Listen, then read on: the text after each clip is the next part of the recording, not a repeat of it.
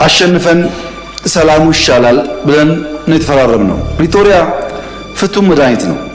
ቅድም እንዳልኩት ፕሪቶሪያ ፕራይመሪሊ ለፌዴራል መንግስት የሰጠው ግዴታ መብራት፣ ቴሌኮም፣ አየር፣ በጀት ድጋፍ፣ ባንክ፣ ሰርቪስ ትግራይ ይፈጠር ነው። 100% መልሰናል። 100% ከዛ በላይ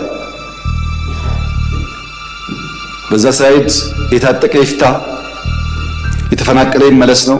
ከፊሉ መጥቷል፣ ከፊል ይቀራል።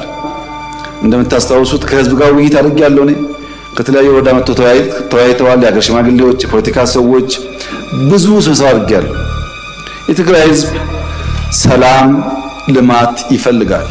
ታዲያ ችግሩ ምንድነው ያላችሁ እንደሆነ ይሄ ስልጡን ፖለቲካ የሚያቅ የታገለ ያታገለ ህዝብ መድረክ እንጂ ተዋናይ መሆን አልቻለም። መድረክ ይጫወቱበታል እንጂ አይጫወትም።